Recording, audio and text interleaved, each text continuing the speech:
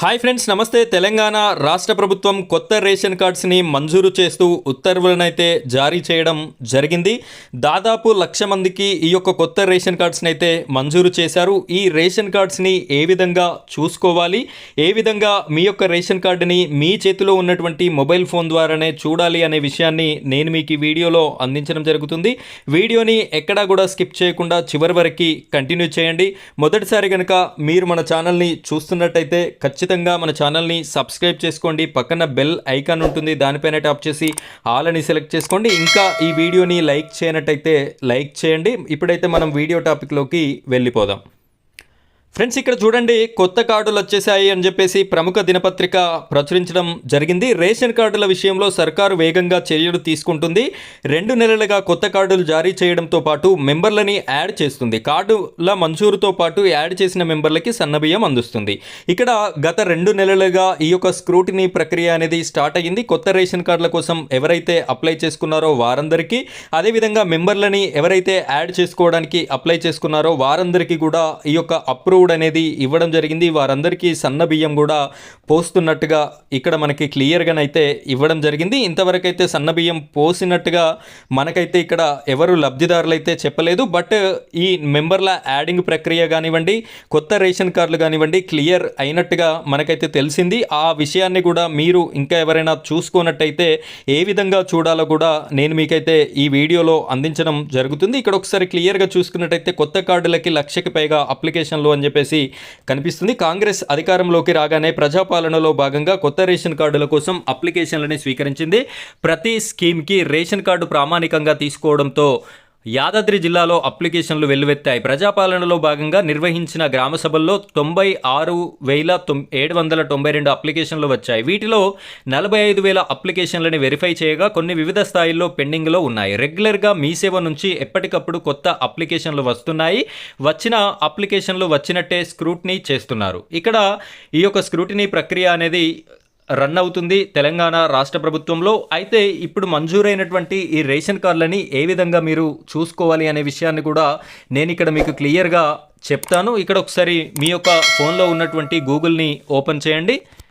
Friends, ఇక్కడ search బార్లో మీరు FSC సెర్చ్ అని చెప్పేసి టైప్ చేసి సెర్చ్ చేయండి. ఈ విధంగా మీకైతే రావడం జరుగుతుంది. ఇలా వచ్చిన తర్వాత ఇక్కడ రేషన్ కార్డు నెంబర్ అని చెప్పేసి ఉంది కదా, ఈ రేషన్ కార్డు పైన క్లిక్ చేసుకున్నట్టయితే ఇక్కడ మీ యొక్క రేషన్ కార్డు నెంబర్ అనేది ఎంటర్ చేయాలి. యాడింగ్ కోసం ఎవరైతే అప్లికేషన్ పెట్టుకున్నారో మీ అందరికీ కూడా రేషన్ కార్డు నెంబర్ అనేది తెలుసు కాబట్టి ఇక్కడ మీ యొక్క రేషన్ కార్డు నెంబర్ని ఎంటర్ చేయండి. నేను ఒక కార్డు నెంబర్ కూడా ఎంటర్ చేసి చూపిస్తాను ఏ విధంగా వస్తుందో మీకు తెలియడానికి. ఫ్రెండ్స్, ఇక్కడ నేనైతే కార్డు నెంబర్ ఎంటర్ చేశాను. ఎంటర్ చేసిన తర్వాత ఇక్కడ సెర్చ్ అనే ఆప్షన్ ఉంది. ఈ సెర్చ్ అనే ఆప్షన్ పైన క్లిక్ చేయండి. ఇక్కడ నేను బ్లర్లో చూపిస్తున్నాను, అన్ని వివరాలు చూపించకూడదు కాబట్టి ఈ విధంగా మీకు మెంబర్స్ ఈ కార్డులో ఉన్నటువంటి ప్రతి మెంబర్ డీటెయిల్స్ అయితే కనిపించడం జరుగుతుంది. యాడింగ్ కోసం కానీ డిలీట్ కోసం కానీ ఎవరైతే అప్లై చేసుకున్నారో వారైతే ఈ విధంగా చూసుకోండి. అయితే కొత్త రేషన్ కార్డు వాళ్ళు ఏ విధంగా చూడాలి అని చెప్పేసి చాలామంది అడుగుతున్నారు. ఇక్కడ హోమ్ అనే ఆప్షన్ ఉంది, దీనిపైన క్లిక్ చేయండి. హోమ్ అనే ఆప్షన్ పైన క్లిక్ చేసినట్టయితే ఈ విధంగా click here to login again అని చెప్పేసి వస్తుంది. దీనిపైన మళ్ళీ క్లిక్ చేయండి. చేయగానే మీకైతే ఈ విధంగా పేజ్ అనేది ఓపెన్ అవుతుంది. ఇక్కడ ఇంటూ మార్క్ మీద క్లిక్ చేస్తే ఆ 1 అనేది వెళ్ళిపోతుంది. ఇందులో 3 ఆప్షన్స్, మూడో ఆప్షన్ రిపోర్ట్స్ అని చెప్పేసి ఉంది. ఈ రిపోర్ట్స్ పైన క్లిక్ చేయండి. క్లిక్ చేసినట్టయితే మీకు ఈ విధంగా ఓపెన్ అనేది అవ్వడం జరుగుతుంది.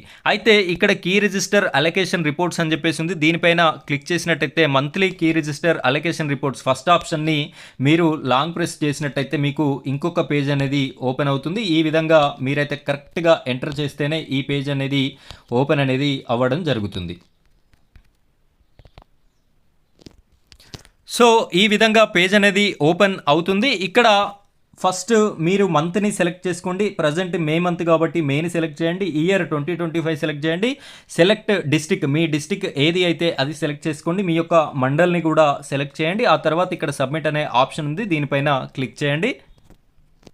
ఇక్కడ నేనైతే సబ్మిట్ పైన క్లిక్ చేస్తున్నాను. క్లిక్ చేయగానే మనకి ఈ విధంగా ఓపెన్ అవ్వడం అయితే జరుగుతుంది. మీరు ఎంచుకున్నటువంటి మండల్లో ఉన్నటువంటి డీలర్స్ అందరి పేర్లు కూడా ఇక్కడ రెడ్ కలర్లో మీకు చూపెట్టడం జరుగుతుంది. ఇందులో మీ డీలర్ పేరు ఏది అయితే ఆ పేరుని క్లిక్ చేయండి. క్లిక్ చేసినట్టయితే మీకు ఈ విధంగా రావడం అయితే జరుగుతుంది. ఆ డీలర్ పరిధిలో ఉన్నటువంటి తెల్ల రేషన్ కార్డుదారులు ఎంతమంది ఉంటే అంతమంది యొక్క లిస్ట్ వివరాలు అనేది మీకు ఈ విధంగా చూపించడం జరుగుతుంది. ఇక్కడ క్లియర్గా చూడొచ్చు. ఇందులో మీ యొక్క పేరు ఉందా లేదా అనేది మీరు క్లియర్గా చూసుకోండి. ఇక్కడ చూసుకున్నట్టయితే నేమ్స్ ఉన్నాయి. ఈ నేమ్స్ వారిగా మీ పేరుని చూసుకోండి. మీ పేరు ఉన్నట్టయితే ఇక్కడ ఫస్ట్ మీ రేషన్ కార్డు నెంబర్ కూడా ఉంటుంది. ఈ రేషన్ కార్డు నెంబర్ అనేది మీరు తీసుకొని ఈ రేషన్ కార్డు నెంబర్ తీసుకువెళ్ళి మీ డీలర్ దగ్గరికి వెళ్ళినట్టయితే మీకు కొత్త రేషన్ కార్డు మంజూరు అయింది కాబట్టి మీకు సన్న బియ్యాన్ని కూడా అందించడం అయితే జరుగుతుంది. సో ఈ విధంగా సన్న బియ్యాన్ని కూడా పొందేటటువంటి అవకాశం అయితే మీకు ఉంటుంది. ఈ విధంగా రేషన్ కార్డు గురించి ఇన్ఫర్మేషన్ అయితే మీరు తెలుసుకోవచ్చు. ఇలాంటి వీడియో చాలామందికి ఉపయోగపడుతుంది కాబట్టి ప్రతి ఒక్కరు కూడా ఈ వీడియోని మీకు తెలిసిన ఫ్యామిలీ అండ్ రిలేటివ్స్కి ఫ్రెండ్స్కి షేర్ చేస్తారని కోరుకుంటున్నాను. ఇది ఫ్రెండ్స్ ఇవాల్టి వీడియో. మరో వీడియోతో మీ ముందుకు వస్తాను. Thank you friends. Thank you very much.